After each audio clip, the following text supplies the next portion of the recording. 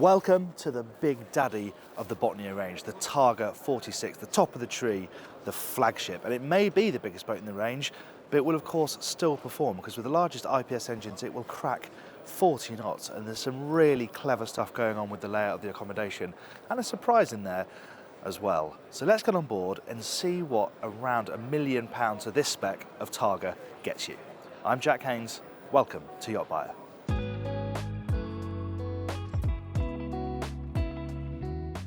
Engine options on the Targa 46. The standard boat comes with sterndrives, twin 440 horsepower Volvo Penta. There are two IPS options as well, twin 480 horsepower or twin 600 horsepower. This boat has got the twin 480 horsepower IPS. And as well as the performance that gives you, there's some consideration back here about what the IPS allows you to do, because with the sterndrives you can't have a hydraulic bathing platform. With IPS you can. So this platform here drops down into the water. It's where you can mount the dinghy. It has a capacity of around 400 kilograms. So yeah, a decent way to launch your tender. If you don't have that, if you have the fixed platform on the stern drives, you just have some davits to lift your tender on and off the platform. And then we have some lovely typical Targa detailing. So you've got this dedicated space here for your fenders. You've got your transom shower here, all nice metal lids and stuff. Feels really high quality. This big, thick rubbing strake that runs all the way around the boat and around the bathing platform. It's all really hefty stuff. And you've got these lovely twin gates that welcome you up into the cockpit, where you notice the beautiful teak capping. You've got rod holders built in here as well. And of course the layout isn't that different to the smaller boats in the Targa range. It's just that everything is bigger. So the amount of floor space in this cockpit is absolutely wonderful. You've got slots for the tables here, and you can put a table in here. Obviously you have these aft-facing seats, and you can draw directors' chairs up the other side, so you can have people sitting around to have lunch outside. You've got these benches tucked either side in each corner, and there's storage underneath both of those. You can just lift that up, and you've got really good storage bins for ropes and things like that. There's more storage under this one, and this is quite a nice addition. Under this seat here, you've got a little cooler.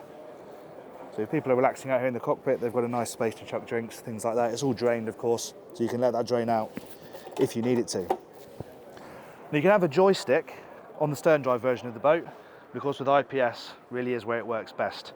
And this is quite a nice option. You've got remote joysticks. Obviously you've got one at each helm, but you've also got them on both sides of the boat, which, considering this isn't a particularly wide boat, is a really luxurious touch. The fact that you can run from joystick to joystick, so you've got the best view forward, got the best view aft, you have full control from out here. That's a typical bit of Targa attention to detail, as is the quality of this stainless steel. Everything is so hardy and substantial, it really feels quite proper. And for example, you have here these little hooks here to hang your lines on. It all falls to hand really easily. Practicality is always at the forefront of what Targa are doing. Let's head forward. Obviously, one of the charms of this style of boat is you have this really safe walk-around layout of really high guardrails. You feel very safe and secure. The quality of these is absolutely lovely. And what's nice is you have brakes in them both aft and forward here on this model. So it's quite a simple arrangement.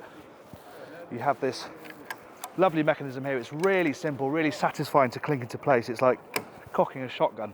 And that aligns with the side doors on both sides. So if you're helming the boat, you can open this up, you can come straight out the door. There's a step there, so you can quite easily jump over the side and get onto the pontoon to handle lines. Really sensible stuff. Moving right forward, quite a simple arrangement up here. You can stand in awe at the array of different lights they've got on the top of the wheelhouse here.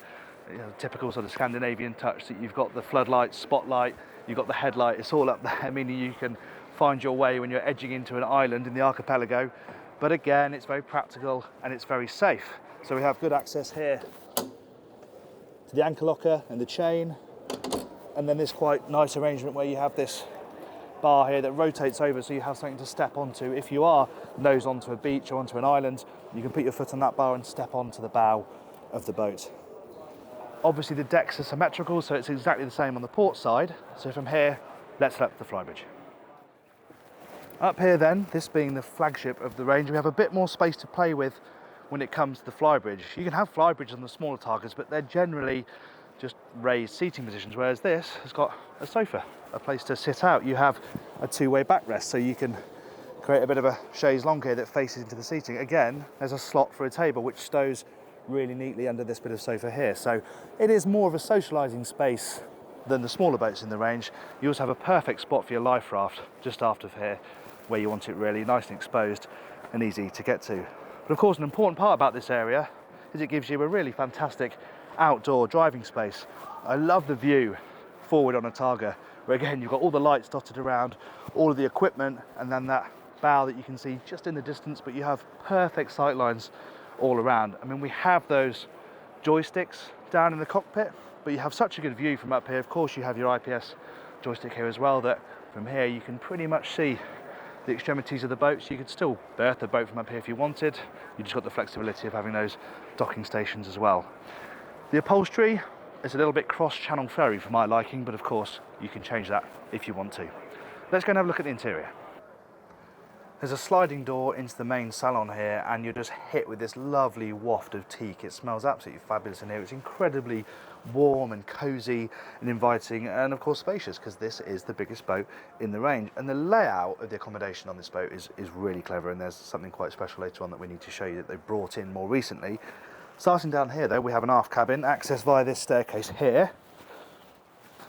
You have a double berth in there that's separated off from a door, and it has its own storage, and there's actually another single berth just tucked down here, which you won't want to use all that regularly, but it's nice in an emergency and perfect for kids. And there's a separate bathroom down here as well, which has got a proper shower cubicle and loads of storage. It's really well lit and ventilated, and obviously this is in quite a good position near the aft door for people to use in the day as well. There's a few level changes as you move around, but that's just part and parcel of the packaging on a boat of this style, really. The space once you're inside is really good. Moving forward, you have the main living area of the boat. There's a nice big storage area here where you can put your big coats and stuff there. You can slot in there really easily, again, by the door. And then we're into the heart of the boat. We have this nice big wrap of seating, this beautiful solid teak. Everything's got a little fiddled edge on it as well, so nothing's going to slide off here when the boat's moving around. And it's the same on the galley top as well. These nice big thick tops, all with a little lip so that things can't slide off when the boat's on the move. Lots of storage. It's not big storage, but there's lots of little drawers and cupboards down here for you to store away your things really safely. Nice clear top because you have the hob hidden underneath this panel. And a fridge down here. Obviously it's just an under-counter fridge, but it's okay. You're never going to have a sort of full-height fridge freezer in here. And then you have a selection of chopping boards in this drawer here. How very Targa. But everything has its place, and it's all beautifully engineered. And behind me here you have a dishwasher and an oven. And I should point out that this berth drops up and down as well. The table is on a movable leg, so you can adjust the height of the table depending on how you're using it. Over here you have your television, so that's hidden under a little panel here. Pops up on a gas strut. It's a really simple mechanism. It's classic Targa, simple but effective. It's never going to go wrong. No electronics to whir up and down and potentially fail. It's reliable, and it sort of sums up what Targa's all about, really. Moving forward, you have this really nice helm position. This has got a fully adjustable suspension seat, and then you've got a bench on the other side, and those occupants have got their own footrests as well, so no matter what shape or size you are there, you should be able to get nice and comfortable when you're clinging on if this thing is charging along at 41 knots. And it's a typically ergonomic helm position. Things like, I've mentioned the adjustable seat, but not only does the wheel adjust, this whole console adjusts, so you can move this into different positions depending on how you want to drive the boat. You really will be able to get comfortable no matter how tall you are on this thing, and you have again that wonderful view forward. And I said with the biggest engines it'll do 41 knots, with the standard engines it will do 35 knots, and it will cruise at 30 knots through pretty much anything all day long. You've got your twin Raymarine MFDs here, Volvo Penta screens up here, so you've got a good amount of flexibility with how information is displayed to you. No analog dials anymore, which is a bit of a shame because Targa always used to have a nice run of Volvo analog dials up there, but I suppose those days are probably over. And then very simple switchgear for all your main functions as well. It's all very easy, readable, very clear to use. And again, I just love the fact that you've got all this built-in storage here for charts, paper charts, yes, those old things, cup holders. Yeah, it's all very proper. Heading down here, we have the forward cabin, which I suppose you class as the owner's cabin. Again, headroom is pretty good once you're down here. I'm 6 foot tall and I've got plenty of space above my head, and it's all decked out in that lovely, warm, solid teak. You have the split berth here, but there is an infill, so you can fill in this area to make the bed a bit bigger. Again, it works more as 2 singles here if you want it to, and obviously moving the infill out gives you a bit more space to move around in this area. And there is storage dotted all the way around here, both drawers, eye-level cupboards, and again, nice big thick fiddles so that things can't slide around when they're on there. Good storage here in a hanging locker, a couple of drawers beneath, and this cabin has its own private bathroom as well. But there's one more surprise when it comes to accommodation on this boat. Now, this is a relatively recent option on this model. It used to be 2 cabins only, but now you have the option of this. Lift this seat up, pop open your saloon style doors, and we have another cabin. It's a genius bit of packaging to get another cabin down here. Okay, headroom is pretty restricted over the berth. You're going to have to crawl in there and lie down pretty much straight away. But the berth itself is a really decent size. And again, they've squeezed in as much storage as they can in this area. And there's a little sofa here so you can sit down and put your shoes and socks on. You've got your hanging lockers behind you. There's no bathroom in here, of course, so you're going to have to negotiate with the other occupants which bathroom you're going to use in the night. But what a useful extra use of space. And if you just want it as storage, of course you can use it for that as well. But the last place to go and look at then is the engine room. Engine access is absolutely brilliant, no matter whether you have stern drives or IPS. Of course, on the IPS boats, the engines are a little bit further forward.